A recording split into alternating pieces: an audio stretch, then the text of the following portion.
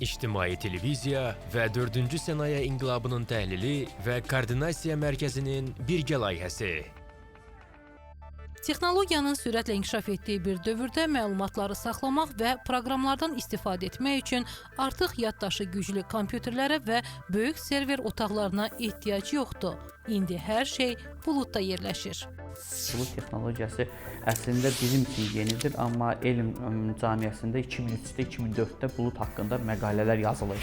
Bu texnologiya bulud ona görə adlanır ki, yəni bizim resurslarımız biz alışdığımız kimi hər zaman göz qabağında yox, hər hansısa bir başqa bir hesablama mərkəzində olur və biz onu sadəcə olaraq istifadə edirik. Bura daxildir serverlər, saxlanıcılar, verilənlər bazası, şəbəkə və digər IT xidmətlərin internet üzərindən təmin olunması və idarə olunması nəzərdə tutulur.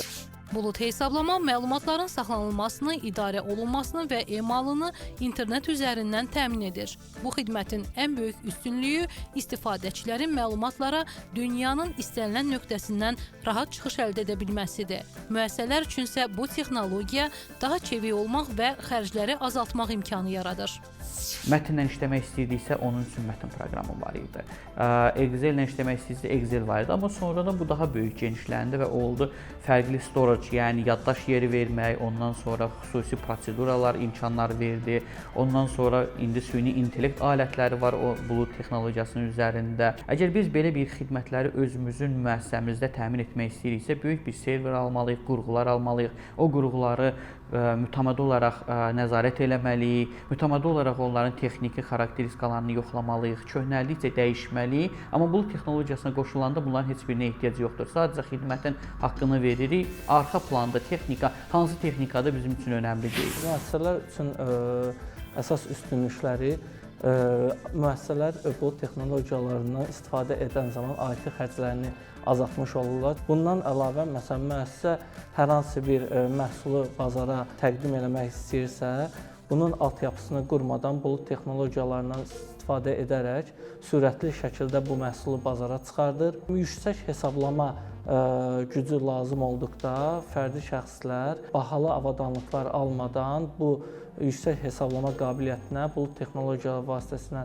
daha asan əl çatan olur bu fərdi şəxslərə.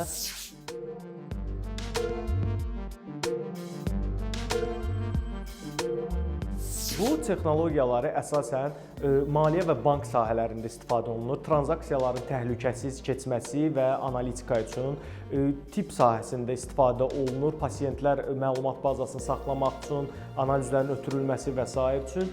E-ticarətdə istifadə olunur daha çox, e-commerce platformalarda alış-veriş. Hal-hazırda Admusunun demək olar ki, 90% xidmətləri buludun üzərindədir. Yəni bu bizim işimizi asanlaşdırır, həm funksional olaraq daha çox imkanlarımız olur, həm də bilirik ki, bunun rezerv kopyalanması, backupları və s. və axır istədiyimiz vaxt tez bir zamanda bərpa edə bilərik. Bulud hesablaması çevik və effektiv həllər təqdim etsə də, onun geniş yayılması bir sıra çətinliklər və risklər də ortaya çıxarır. Bu problemlər həm fərdi istifadəçilər, həm də müəssisələr üçün ciddi nəzərə alınmalıdır. Şirkətlər yerləşdirmə modelləri seçərkən ən əsas diqqət etməli olduqları faktorlar bunlar bir təhlükəsizlikdir.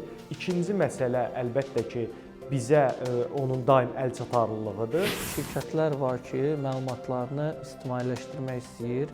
Bu zaman onlar ictimai model Public Cloud-dan istifadə edirlər. Məlumatlarını ictimailəşdirmək istəməyən biznes modelləri üçün Private Cloud nəzərdə tutulur. Xidmətlərinin bir qismi ictimai, bir qismi isə daxildə istifadə üçün nəzərdə tutulur. Onda bu tip şirkətlər və biznes modelləri hibrid yerləşdirmə modelindən hibrid cloud-da üstünlük verirlər. Özümüzün az cloudumuz var artıq, yəni neçə ildir fəaliyyət göstərir və hal-hazırda ölkəmizin belə deyək də vacib olan məlumatları həmin o cloudda, o buludda yerləşdirilir, təhlükəsizliyi təmin etmək üçün. Digər belə deyək də özünüz bilirsiniz ki, bu dövrdə informasiya təhlükəsizliyi çox önəmlidir.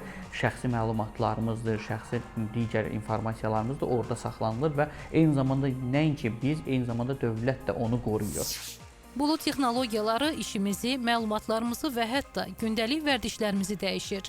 Daha ağıllı və təhlükəsiz bulud həlləri isə bizə gələcəkdə sərhədsiz imkanlar təqdim edəcəyini vəd edir. Bir sözlə, rəqəmsal dünya bulud üzərində qurulur. İctimai televiziya və 4-cü sənaye inqilabının təhlili və koordinasiya mərkəzinin birgə layihəsi.